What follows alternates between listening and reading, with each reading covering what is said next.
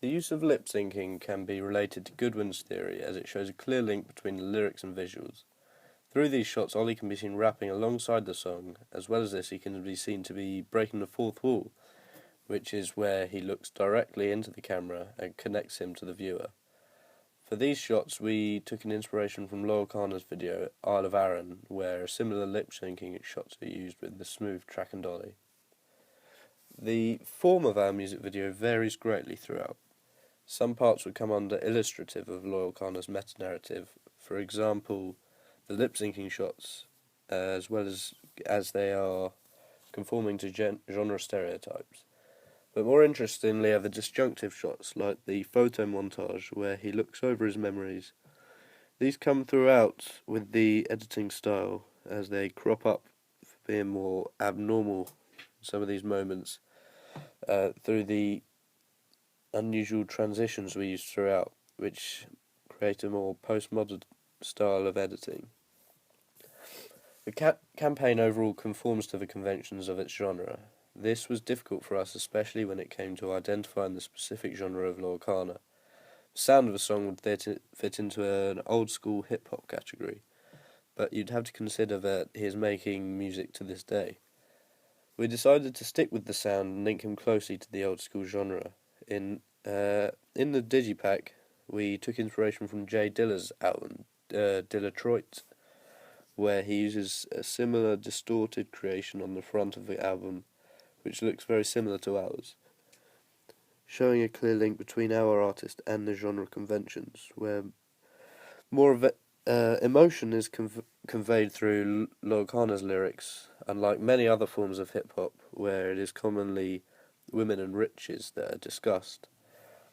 Within our video, we can see that lip-syncing is definitely the most conventional part with the hip-hop genre.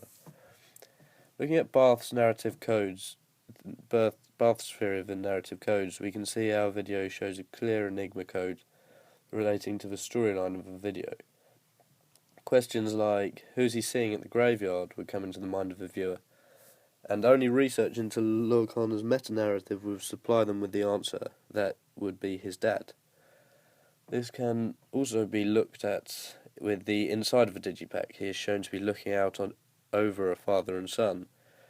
To some, this could promote questions of, who are they?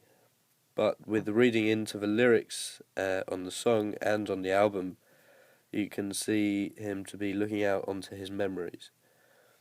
This could suggest that at points our text could be seen to be more polysemic.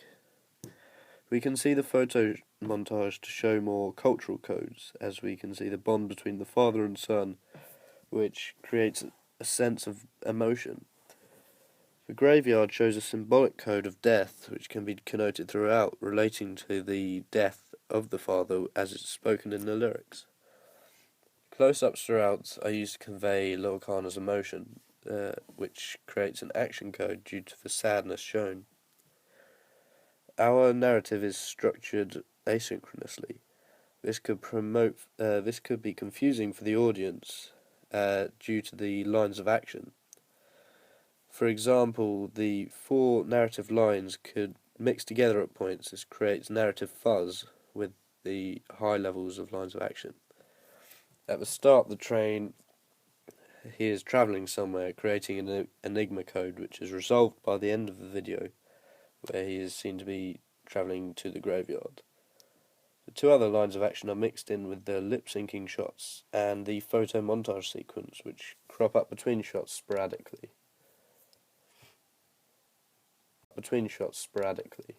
The artist's meta-narrative is a very important factor to bring in when discussing the effectiveness of our texts. Family is a huge part of this for Loyle Carner, which I believe we embedded into our text effectively, especially when discussing the topic of the dead father, which surrounds a huge amount of our topic of the video and digipack. Also, when looking at the meta-narrative, we see his personal music taste crop up, linking to Slum Village and Jay Dilla, who both inspired us greatly over all forms of text. We have set out to create a cohesive band image to promote the album through varied means. The method we took could be conventional to Loyle Carner, The style we took was relatively disjunctive, especially in the music video, where the editing style is different to Lorca's, where it is normally shot full-length tracking shots with smooth tracking shots. We had a more aggressive editing style where we cut on the beat, but we did take inspiration from some of his work, especially in the lip-syncing shots. The advertisement was designed to run in the NME magazine, as it supplies strong amounts of upcoming talent, which fits in perfectly with the character of Lorcana. Also in this magazine they contain pages worth of advertisement space, specifically for upcoming artists. We would be going for a half-page spread, as we have to be realistic for the size of the artist when comparing to the huge artists who gain their two-page spreads. The positioning of the words create a reading path. Ours is unconventional for sort of Western culture, as it goes into a different direction to what is normal in our society. Also, the sizing was important when showing the most important pieces of text in the largest size to promote the album most effectively. Our media texts show the visual motif, which is where there is a common signifier. This can be seen through the use of distortion in many of the pieces of text. Digipack especially uses distortion on all the covers, which relates closely to the meta-narrative of Lorcana. We can also see this distortion on the advert, which links these two together. To connect the video, there is the similarity of the family, which is shown in the photo montage sequence and the interior of Digipack. The reading path on our advert is unconventional, as discussed earlier in this piece of work.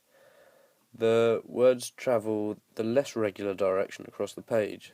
The typography is large, with the artist's name in the top left, promoting him as greatly as possible, and travels diagonally across the page with the font decreasing in size.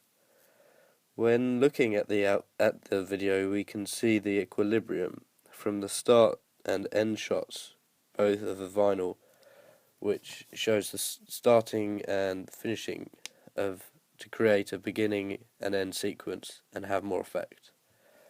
The Digipack itself has a lot of meaning behind it. The front and back cover work together to show the front and back of the artist's head. This works to create the feeling that the album is made from inside his head and has a lot of meaning behind it. It creates the feeling that Lorcana is releasing his thoughts into the world and works along those lines effectively. In the interior we see an image containing many signifiers. It shows the artist looking out onto a father and son, and after listening to the album you'll be able to gauge that he is looking out onto his own memories, with that being the basis of many of the tracks, including Mufasa. By applying Dyer's critical framework on the construct of the star image to the three aspects of our campaign, we can see that on our Digipack, the image of Ollie on the front cover, looking into the camera, breaks the fourth wall and dismisses the boundaries between the listener and the artist himself. It can be shown to reflect paradoxes, as he is shown to be present in the Digipack, but in the advert there is much more of an absent approach, where the artist cannot be seen, which means you can never quite comprehend the star. In the video, the artist shows presence and absence once again, only breaking the fourth wall in the lip-syncing shots, connecting him with the audience. But in all other shots, it is treated as if the camera is absent, which once again promotes the paradoxes brought across by Dyer.